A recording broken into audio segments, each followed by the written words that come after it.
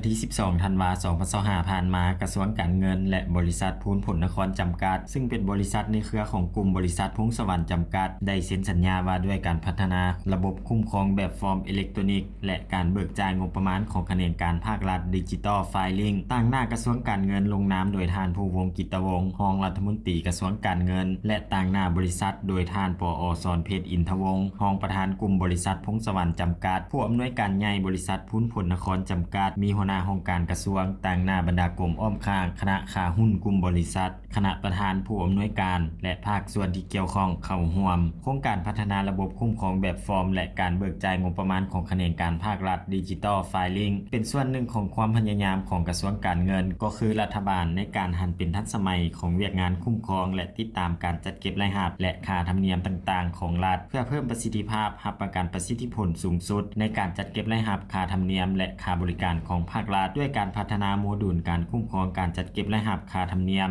ค่าบริการตามกำหนดไว้ในรัฐบัญญัติของประธานประเทศฉบับเลขที่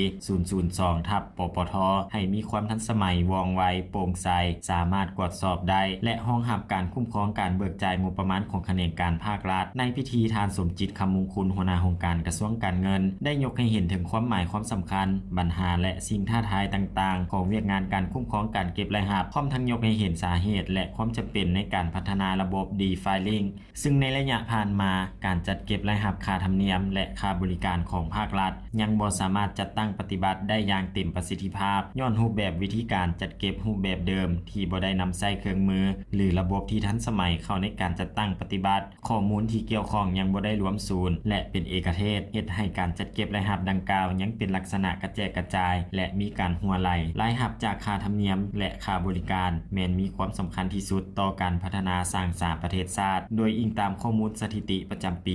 2023ตัวเลขรายรับเฉพาะการเก็บค่าธรรมเนียมแม้นสูงถึง 2,000 กว่าตื้อกีบพร้อมเดียวกันนี้ท่านปอ.สอนเพชรอินทวงศ์รองประธานกลุ่มบริษัทพงสวรรค์จำกัดได้กล่าวถึงเจตจำนงวิสัยทัศน์และภารกิจของบริษัทในการประกอบส่วนเข้าในการสร้างสรรค์พัฒนาประเทศชาติเพื่อผลประโยชน์สูงสุดของรัฐบาลพร้อมทางได้เน้นถึงความพร้อมทางด้านทุนทรบุคลากรที่มีประสบการณ์ความรู้ความสามารถที่จะสามารถประกอบส่วนเข้าในการจัดตั้งปฏิบัติโครงการดังกล่าวให้ประสบผลสำเร็จ